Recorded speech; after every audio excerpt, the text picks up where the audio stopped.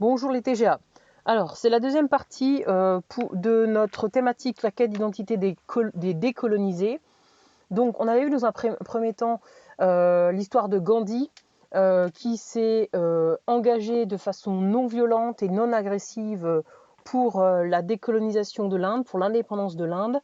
Il avait notamment pris le parti de défendre les intérêts indiens, notamment en présentant l'artisanat indien. Vous savez, donc dans cette photographie-là, où il est en habit traditionnel. Voilà. Donc ça, c'est ce qui concerne l'Inde. Nous allons voir maintenant l'écrivain Boubacar Boris Diop, que je vais appeler Diop, hein, ce sera plus simple. Donc, qui est un écrivain sénégalais, et lui, il revendique sa culture, notamment à travers la langue la langue du pays, une des langues du pays qui est autre que le français, c'est-à-dire le Wolof. Alors, rapidement, un petit point sur le Sénégal. Alors, le Sénégal, actuellement, c'est une république présidentielle, hein, donc c'est un pays qui est gouverné par un président de la République. C'est un pays qui se trouve en Afrique de l'Ouest. La langue officielle du Sénégal, c'est le français, mais il y a aussi d'autres langues qu'on appelle des langues nationales, dont le Wolof. On a aussi le Pulaar et le Sérère, donc ce sont des langues de tribus ou d'ethnies qu'on retrouve et qui sont un peu plus, celles-ci sont un peu plus connues ou un peu plus répandues. Je vous rappelle que la capitale du Sénégal, c'est Dakar. Alors, pour ce qui concerne la colonisation du Sénégal, ça se passe à partir du XVIIe siècle. On a ce qu'on appelle des comptoirs européens qui se mettent en place. Donc, on va dire qu'il y a plusieurs pays européens qui vont s'approprier certaines villes.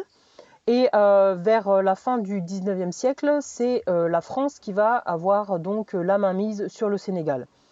L'indépendance du Sénégal a lieu en 1960. Et enfin, donc, alors de façon assez pacifique, hein, avec des accords conclus avec la France. Mais il faut quand même noter que l'empreinte de la France et la culture française, elle est très forte. Voilà, ça c'est pour le Sénégal. Ensuite, Diop. Donc, il est né en 1946, il est encore vivant. C'est un romancier, il écrit également des pièces de théâtre, donc on appelle ça un dramaturge. Il est scénariste, il est né à Dakar. Il est très actif pour ce qui concerne des thématiques qui défendent l'Afrique, le continent africain.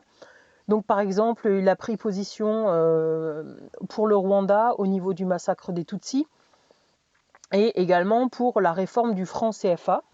Donc c'est la monnaie qui est utilisée dans certains pays africains. Et bien évidemment, il a reçu une instruction française, donc il a une très grande culture autour de l'histoire française et la littérature française. Voilà.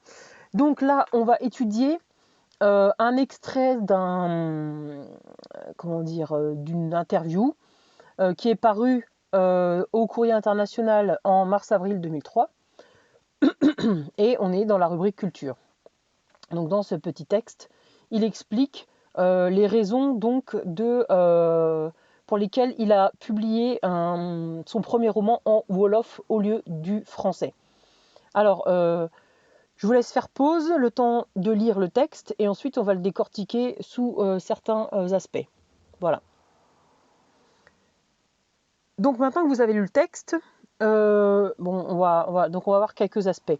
Au début de son texte, il explique bien, et c'est un paradoxe en fait, il explique que malgré la décolonisation et malgré l'indépendance du Sénégal, encore une fois, comme j'ai dit précédemment, l'empreinte de la culture française est très très forte chez les Sénégalais. Donc on vous dit, la fascination de l'ex-colonisé pour l'Occident et son envie de devenir l'autre, de se perdre en lui, sont plus fortes que par le passé. Donc très très forte influence de la France. Ensuite, il explique un tout petit peu plus loin que ça arrive à tel point que, entre la ligne 10 et la ligne 17, que des intellectuels sénégalais, donc c'est-à-dire des gens qui ont été à l'université par exemple, qui ont une culture française encore une fois très importante, ils obligent leurs enfants à ne parler que français à la maison. D'accord ? Donc on voit, hein, il n'est pas rare à partir de la ligne 13, il n'est pas rare de voir des couples d'intellectuels interdire à leurs enfants de parler une autre langue que le français. Donc il y a ils sont en train de renier leur culture africaine. Alors c'est dit sans jugement, c'est juste une observation hein, de la part de Diop. Alors ensuite, il explique à partir de la ligne 18 les raisons pour lesquelles il a la possibilité de se... C'est parce qu'en fait le Wolof, avec certaines autres, un tout petit nombre d'autres langues du Sénégal, le Wolof, il a été codifié. Qu'est-ce que ça veut dire? À la base, le Wolof, c'est une langue qui se transmet à l'oral. Donc, en Afrique, il y a beaucoup de traditions orales. On se transmet les histoires, les légendes, les connaissances avec l'oral. Il n'y a pas d'écrit. Il n'y a personne qui va noter dans un certain alphabet, etc. Il n'y a pas de livre en fait. Donc, ça peut poser un problème par la suite. Mais bref. Donc, le Wolof, on dit qu'il a été codifié, hein, comme à la ligne 23. Et on peut l'étudier à l'université. Bon, là, c'est écrit que les langues maternelles n'ont pas été codifiées et ils ne les ont pas étudiées à l'université. Mais ça veut bien dire que, contrairement à cela, le Wolof, c'est juste après, hein, a été donc codifié d'abord avec des caractères arabes, hein, à la ligne 28, puis avec des caractères latins. Donc on a écrit le Wolof d'abord en arabe et après en latin. Hein, il faut savoir qu'il y a quand même une partie du Sénégal qui est fortement sous la religion musulmane, enfin qui est fortement adepte de la religion musulmane. Alors, voilà, donc le Wolof, c'est une langue qui a la possibilité d'être écrite. Il y a une grammaire qui a été mise en place, etc. Et il observe également, Diop, qu'au Sénégal, donc à partir de la ligne 28, au Sénégal, on a une production littéraire, donc c'est-à-dire qu'il y a énormément de livres qui sont sortis, donc soit en poulard, soit en sérère, soit en Wolof. Et donc ça commence à avoir énormément d'impact au niveau du pays. Donc on peut voir que dans un premier temps, Diop constate qu'il y a encore une fascination intense pour la culture française au Sénégal, mais de l'autre côté, il y a quand même des gens qui essayent de mettre en avant les cultures africaines, les différentes traditions sénégalaises au moins. Voilà. Alors, je voulais reprendre aussi à partir donc, de la ligne 34. Donc à partir de la ligne 34, il explique, il donne une des raisons pour lesquelles il a envie d'écrire en Wolof, à savoir, il veut faire partie de cette nouvelle littérature. Hein. Il a dit, j'ai le sentiment de prendre ma place dans une littérature en train de se faire. Alors on pourrait penser, oui, il essaye de se faire de l'argent, mais non, c'est juste que voilà, il trouve important d'avoir une place dans la littérature de ses traditions, de sa culture profonde qu'est la culture du Wolof. On peut voir aussi, il donne donc plusieurs raisons, Diop, hein, pour des raisons pour lesquelles il écrit en Wolof. Donc il y a cette raison-là à la ligne 34. Ensuite, à la ligne 64-65,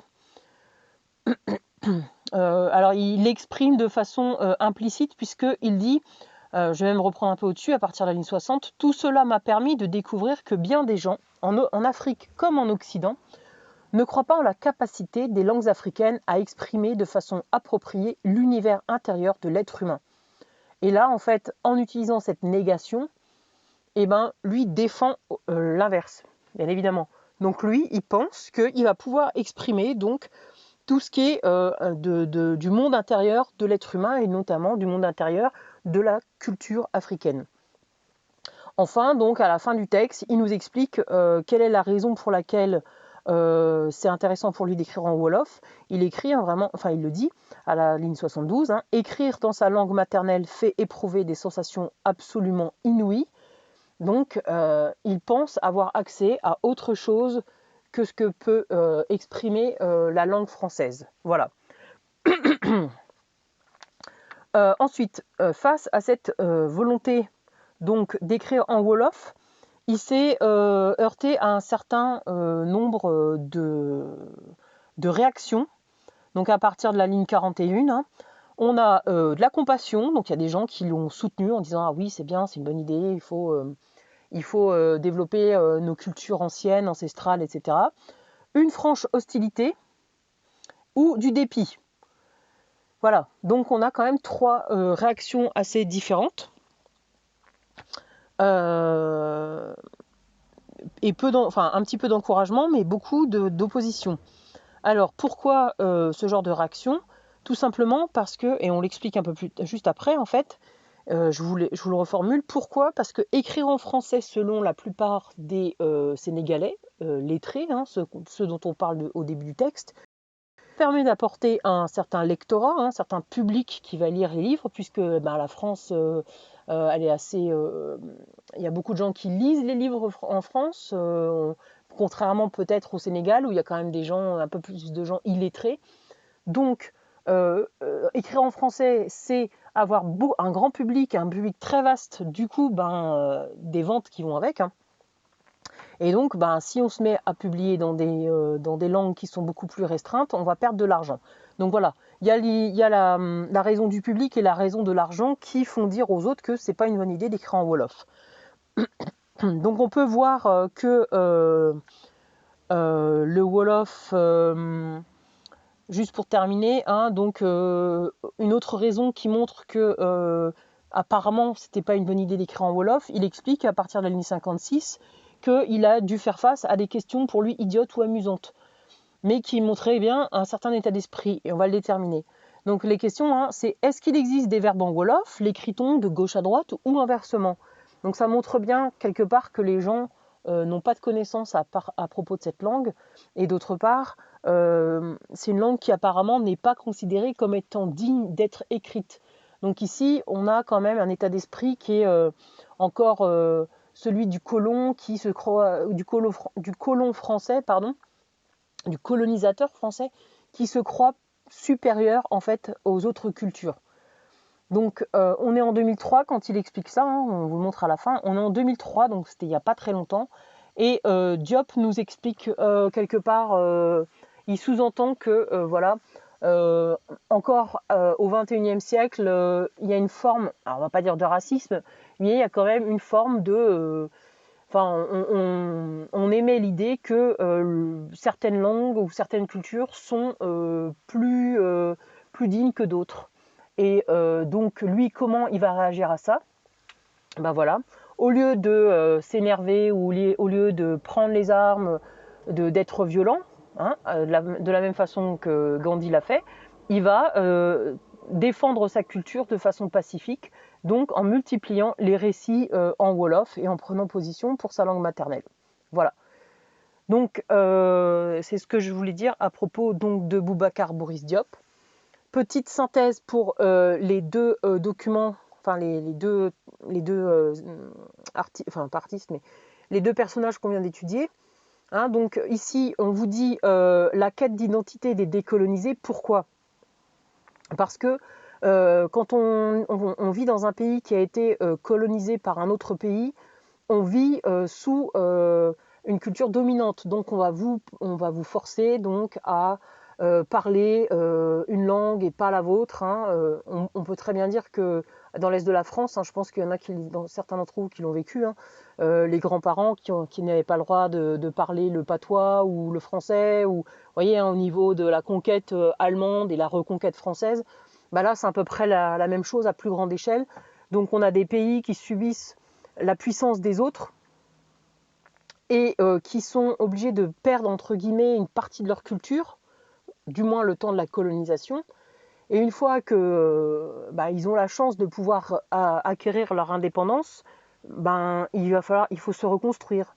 Donc il faut reconstruire une identité culturelle qui est maintenant donc teintée de l'identité culturelle dominante et de celle qu'on va essayer de retrouver de l'identité maternelle ou ancestrale, voilà. Donc notamment d'un côté avec Gandhi qui va mettre en avant tout le savoir-faire de l'Inde au niveau commercial, artisanal, etc. Et puis Diop qui va mettre en avant l'aspect culturel à travers la langue et à travers la littérature. Voilà, donc c'est assez intéressant de voir ça. On n'a pas de critique ouverte de la colonisation, mais on a un effort de fait pour se réapproprier sa propre culture après la colonisation. Voilà, donc je vais m'arrêter là et j'espère que ça a été clair pour vous.